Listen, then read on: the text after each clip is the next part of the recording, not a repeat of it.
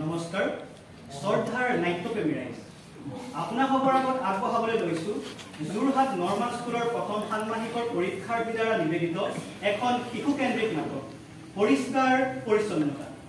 ৰ'ব কাহিনী ভাগৰ মাজলৈ যোৱাৰ আগতে কাহিনী ভাগৰ মূল চৰিত্ৰকেইটিক আপোনালোকৰ আগত চিনাকি কৰাই দিওঁ। এয়া হৈছে কাহিনীৰ প্ৰথমটো চৰিত্ৰ বাবু। বাবুৰ বৰ্তমান বয়স 6 বছৰ।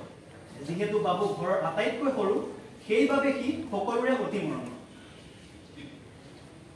এয়া বাবুৰ বায়েক মুনু। মুনুৰ বয়স 9 বছৰ। মুনুৱে নিজৰ লগতে বাবুৰ যত্ন লয়। কুমলীয়া বয়সতে তাই ঘৰৰ বহুতখিনি দায়িত্ব বুজি পোৱা হৈছে। কাহিনীৰ অন্যতম চৰিত্ৰ বাবু আৰু মুনুৰ মাক। গাঁৱৰ সকলোৰে মৰমৰ মিনু খুৰী। ঘৰখনক সুন্দৰকৈ চলোৱাৰ লগতে সমাজৰ সকলো কামতে তেওঁ আগভাগ লয়। কাহিনীৰ শেষৰটো চৰিত্ৰ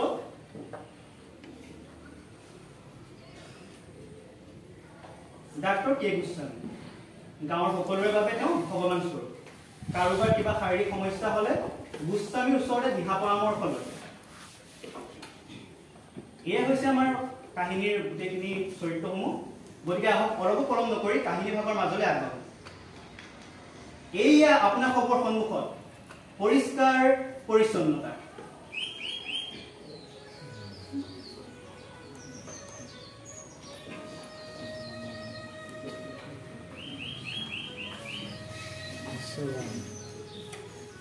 ফাগুনৰ এটি সুন্দৰ দুপৰীয়া।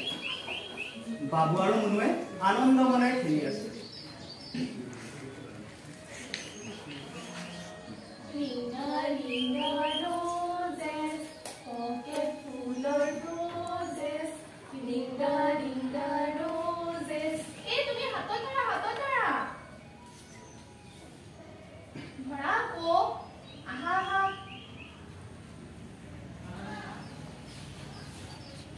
বাবু ও বাবু মুনু কত গলানো? ভাত খাবৰ হ'ল নহয়, আহা আকৌ। আহা আকৌ, ভাত ঠাণ্ডা হৈ যাব নহয়। হাত মুখ ভালদৰে ধুই আহিবা দেই। ব'লা ভাইটি, হাত ধুই ল। তুমি ধুই লোৱাচোন ব'লা, মই গৈ আছো।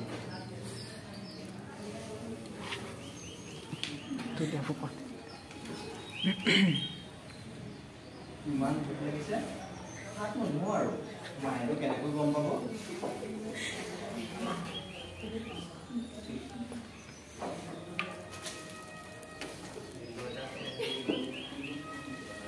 কিছুদিনৰ পাছত মুনু আৰু বাবু স্কুলৰ পৰা আহি আছে।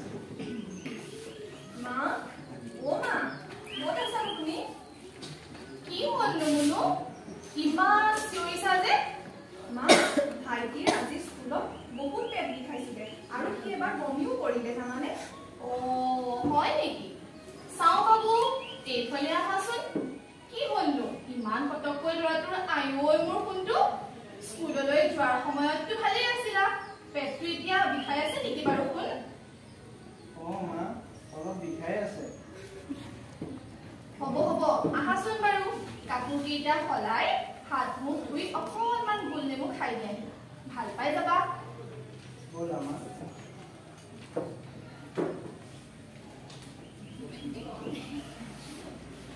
নিশা বাবুৰ গা বেছি বেয়া হোৱাত পাছদিনা পুৱাই মাকে বাবুক ডাক্তৰৰ ওচৰলৈ লৈ যায়।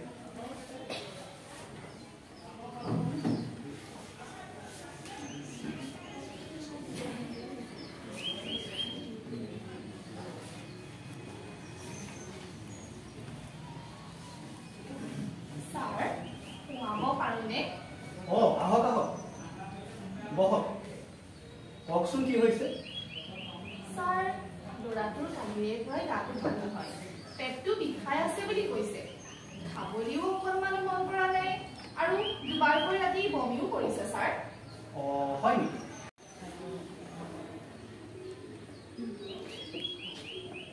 কি হৈছেনো বাৰু ছাৰ ল'ৰাটোৰ? নাই চিন্তাৰ একো বিশেষ কাৰণ নাই। মই কেইটামান দৰৱ লিখি দিছোঁ, এইকেইটা খালেই ভাল হৈ যাব। পিছে এটা কথা দিম, অকল দৰৱ খালেই ভাল নহ'ব, চাফ চিকুণতাৰ ওপৰতো বিশেষ গুৰুত্ব দিব লাগিব। তেওঁলোকৰ খাদ্যৰ লগতে পৰিষ্কাৰ পৰিচ্ছন্নতাৰ ওপৰতো গুৰুত্ব দিওঁ। বাবু মুনু ইহঁত দুয়োটাই হাত মুখ নোধোৱাকৈ ছাৰ একোৱেই বস্তু নাখায়। নহয় মা, ভাইটিয়ে খোৱাৰ আগতে প্ৰায় হাত মুখ নোধোৱে আৰু এই কথা মোক তোমাৰ আগত ক'বলৈ মানা কৰিছিলে। হয়নে বাবু? তুমি মোক কিয় মিছা মাতিছিলা? মা, আজিৰ পৰা এনেকুৱা কাম নকৰোঁ। খোৱাৰ আগত সদায় হাত ধুইহে খাম। এয়াহে ভাল ল'ৰাৰ কথা।